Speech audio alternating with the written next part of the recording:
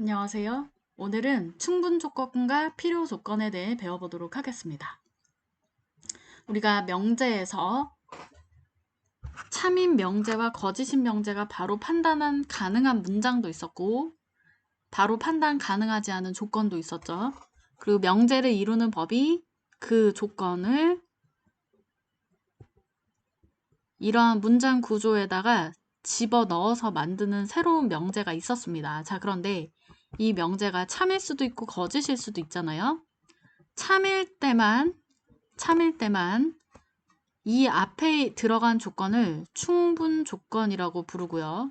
뒤에 들어간 조건을 필요 조건이라고 부릅니다. 다시 한번. 자, 명제를 만드는 구조가 이런 문장이 있었죠. 여기에 조건 여러 가지가 있을 거예요. 조건이 여러 가지가 있는데 여기다 집어넣어서 새로운 문장 하나를 만듭니다. 자, 참일 때만 앞에 있는 조건을 충분 조건, 즉 가정에 있는 조건을 충분 조건이라고 하고요. 결론에 있던 조건을 필요 조건이라고 합니다. 자, 그리고 이게 참일 때는 기호로 이렇게 나타난대요. 이렇게 두 줄로 나타냅니다. 이 한 줄은 참일 수도 있고 거짓일 수도 있는 거고요. 아니면은 이렇게 나타날 때도 있어요. 참이면 이렇게 나타날 때도 있어요. 거짓이면 이렇게 쓸 수도 있고요. 그 다음에 이렇게 두 줄짜리가 만약에 거짓이면 이렇게 짝대기를 그어서 나타냅니다. 자, 그 다음에 저번 시간에 이런 얘기도 있어요. 이 명제가 참인지 거짓인지 판단할 때 진리집합으로 판단을 하잖아요. 그 진리집합의 원소가 이쪽이 더 작고 이쪽이 더 커야 참이 되는 거였죠. 그런데 만약에 이 집합의 원소와 이 집합의 원소가 같으면 역도 항상 참이다. 거기까지 기억나시나요? 자, 그러면은 P이면 Q이다도 참이 되고 Q이면 P이다도 참이 되려면 P의 진리집합과 Q의 진리집합이 어때야 된다? 같아야 합니다. 자, 이런 조건이 그러면은 만약에 얘가 참이 되면 이때는 얘가 충분 조건이고 이때가 필요 조건이죠. 뒤집었을 때는 얘가 필요 조건이고 얘가 충분 조건이 돼요. 그러면 서로 충분 조건, 필요 조건이 서로 가능하잖아요. 이럴 때는 필요 충분 조건이라고 합니다. 필요 충분 조건. 그럼 필요 충분 조건이라는 건 다시 말하면 이렇게 생각해도 되겠네요. 진리집합이 같다. 이렇게 생각을 해도 되겠습니다. 자, 그래서 그 얘기가 여기 나와 있어요. 여기. 그러면 집합의 벤 다이어그램을 보면서 다시 한번 얘기를 해볼게요. 자, 여기 지금 P의 진리집합이 더 작아요. 그러면 이런 경우에는 P이면 Q이다는 참이 됩니다. 그리고 이때는 충분 조건이고 이때는 필요 조건이라고 부르라고 했었죠. 그런데 만약에 Q이면 P이다, 즉 역을 해볼게요. 역. 역은 거짓이 되겠죠. 왜? 여기가 반례입니다. 반례. 그럼 이때 얘를 충분 조건이라고 불러요? 안 불러요? 안 불러요. 아예 뭐 얘는 이름이 없어요. 얘도 필요 조건이란 이름을 붙일 필요도 없어요. 참일 때만 특별하게 이름을 붙이는 거니까요. 자, 그런데 만약에 이러한 진리집합의 관계가 있다면 P면 Q이다가 참이 됩니다. 그러니까 얘를 충분 조건, 얘를 필요 조건이라고 하면 되고요.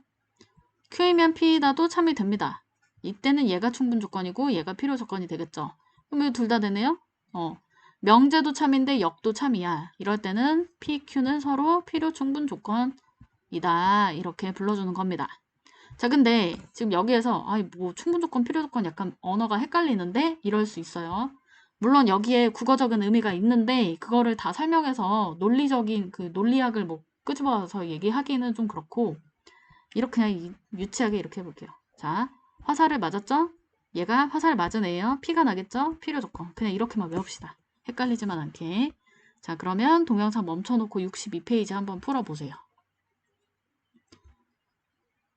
자, 다 푸셨죠? 자, P하고 Q를 보니까 진리집합이 Q가 훨씬 커요. 훨씬 커요. 그럼 이때는 성립하겠죠.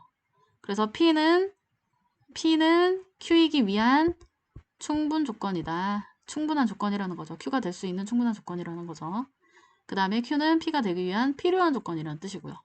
자, 그 다음에 여기서도 P가 훨씬 집합이 크잖아요. 그러니까 얘가 필요 조건이 됩니다. 그 다음에 서로 진리집합이 같으면 필요 충분 조건이다. 이렇게 해주시면 되고요. 자, 그 다음 넘겨보겠습니다. 필수예제 4번에 P가 어떤 조건인지 찾으래요. P가. 만약에 이게 참이라면 충분 조건이 될 거고 이게 참이라면 필요 조건이 되겠죠. 이건 수직선에서 비교하면 되고, 요거는 2번은 같이 볼게요. 2번은 우리 절대값 나오면 어떻게 하기로 했었죠? 무조건 두 개로 나눠야 됩니다. x가 0보다 크거나 같을 때 x 그대로 나오고요. x가 0보다 작을 때는 마이너스 x로 나와요. 그럼 케이스를 두 개를 분류해 볼게요. 첫 번째, x가 0보다 크거나 같을 때는 x 플러스 절대값 x가 x 플러스 x로 나오겠죠. 그래서 얘가 0이 돼요. 그럼 2x가 0이니까 x는 0입니다. 자, 그 다음에 두 번째 케이스. x 플러스 마이너스 x로 나오잖아요. 그럼 이 0은 0이에요. 이거는 뭐 당연한 얘기예요. 이거 항등식이에요, 항등식. 그 얘기는 뭐냐? x가 0보다 작을 때는 항상 성립한다는 뜻이잖아요. 그쵸? 그러면 첫 번째 케이스는 0일 때만 성립하고 두 번째 케이스는 x가 0보다 작기만 하면 다 성립하는 거라서 q의 진리집합은 x가 0보다 작거나 같을 때 성립해요. 그러면 P하고 Q 중에서 Q가 훨씬 큰 집합이라는 얘기가 되겠네요. 그럼 이때는 충분 조건이 되겠죠. 충분 조건. 자, 그 다음에 3번 절대값이 1이 나오는 경우는 x가 1과 마이너스 1일 때고 x제곱이 1일 때도 1과 마이너스 1일 때잖아요. 요것과 요것은 그냥 같은 뜻이라고 생각하시면 돼요. 같은 뜻으로 알고 계세요. 자, 동영상 멈춰놓고 또 이 페이지 풀어보세요. 자, 다 푸셨죠? 자, 여기서 같이 풀어야 될 것만 같이 해봅시다. 저번 시간에 2번 이거 왜 안 되는지 이거 발례를 제가 선생님이 설명을 해줬던 것 같아요. 요건 넘어갈게요. 그 다음 3번도 매우 중요한 거라고 했었죠? 좀 다르네요. 요거는 A도 0이고 B도 0이어야 해요. 이거 아니면 성립을 하지 않아요. 왜? A, B, C가 실수라고 했으니까. 그런데 이거는 A가 0, B가 0일 때도 성립하지만 A가 1, B가 마이너스 1일 때도 성립하고 훨씬 많은 경우를 담고 있죠. 그래서 진리집합이 이쪽이 훨씬 큽니다. 자, 그 다음에 4번을 볼게요. A, B, C를 곱해서 0이 되지 않는다. 이 얘기는 A, B, C 어떤 것도 0이 들어가선 안 됩니다. 그러면 A, B, C는 모두 0이 아니다와 같은 얘기네요. 그래서 4번은 필요 충분 조건이 되겠죠. 지금 이 명제 부분 하면서 어렵다 생각하는 사람은 몇 개는 외워야 돼요. 그 머릿속으로 이해가 안 되는 경우는 일단 천천히 외워서 머릿속으로 완벽하게 개념을 정리를 하시고요. 그 다음에 자주 나오는 표현이 있어요. 자주 나오는 표현을 늘상 그때마다 다시 판단하게 되면은 너무나 복잡한 문제가 되니까 풀다 보면은 느낄 거예요. 이거 뭐 또 나왔던 표현이네. 그 또 나왔던 표현을 느낀다는 것 자체가 내가 공부를 많이 했다는 증거예요. 그래서 계속 그렇게 자주 나오는 표현이 익숙한 표현이 많이 늘어나도록 하셔야 됩니다. 자, 그 다음에 넘겨볼게요. 필수예제 5번 보겠습니다. 이렇게 부등식 여러 개가 나와 있고요. 이것이기 위한 필요 조건이래요. 이것 하니까 좀 그러니까 PQ라고 이름을 붙이겠습니다. 그러면 P가 Q이기 위한 필요 조건이 되려면 P가 훨씬 큰 집합이 돼야 되는 거죠. 그럼 수직선 위에 나타내 볼게요. Q는 일단 이렇게 나타내질 것이고요. Q는 이런 식으로 나타내질 예정이죠. 그래야지 필요 조건이 될 테니까요. 자, 그러면 A가 1보다 반드시 작거나 같은 것까지 가능합니다. 자, A범위 나왔죠?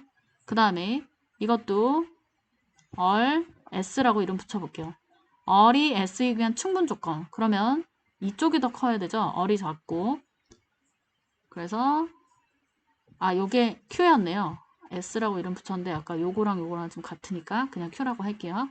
자, 그러면 B, 4 수직선 그려놓고 1, 5 그러면 1보다 B가 크거나 같아야 돼요. 그리고 B가 4보다는 당연히 작아야 되겠죠? B가 4보다는 당연히 작습니다. 그래서 A 최대값과 B의 최소값을 구해서 더해주면 되는 거죠. 자, 이거는 중학교 2학년 때 부등식 부분에서 잘 돼 있어야 돼요. 만약에 여기 지금 부등식 범위를 따지기가 어렵다 하는 사람은 중학교 2학년 부등식 부분이 부족한 거니까 거기 관련된 문제를 좀 더 풀어봐야 됩니다. 자, 그 다음에 64페이지 한번 동영상 멈춰놓고 풀어보세요.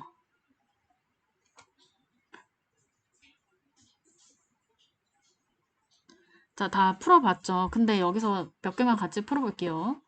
5-2번이 지금 다 부정으로 돼 있어서 약간 풀기 어렵습니다. 그래서 이렇게 해볼게요.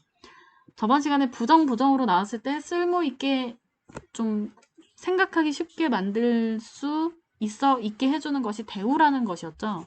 그러면 일단은 얘는 P라고 이름 붙이고 얘는 Q라고 해보겠습니다. 그러면 P가 Q이기엔 충분 조건이면 원래는 이거여야 맞아요. 그러면 이걸 대우로 해볼게요. not Q이면 not P이다도 참이 돼야 되는 거잖아요. 아예 바꿔서 하겠습니다. x는 1이면 x제곱 플러스 ax-3이 0이다. 이렇게 아예 바꿀게요. 그럼 x가 1이라고 했으니까 대입해서 훨씬 쉽게 풀 수 있는 거죠. 대우 어떻게 써먹는지 아시겠죠? 자, 그 다음에 넘겨보겠습니다. 필수예제 6번을 볼게요. 전체 집합 U에 대해서 조건 PQ의 진리집합을 각각 대문자 PQ라고 하래요. not P는 not Q이기 위한 충분 조건이래요. 자, 그럼 여기서도 마찬가지로 대우가 좀 필요하겠네요. 원래라면 not Q가 충분 조건이라면 가정자리에 이렇게 보내야 돼요. 이거 대우 해볼게요. Q이면 P에다가 참이라는 거죠. 그래서 진리집합의 관계는 이러한 관계가 되겠습니다. 그래서 여기에서는 다시 집합 문제예요. 집합 사이의 관계를 파악을 해주시면 되겠습니다. 오히려 여기는 쉬울 것 같아요. 네, 동영상 멈춰놓고 반드시 풀고 채점까지 하세요. 채점까지 해서 넘어가세요. 자, 오늘은 여기까지 하겠습니다. 감사합니다.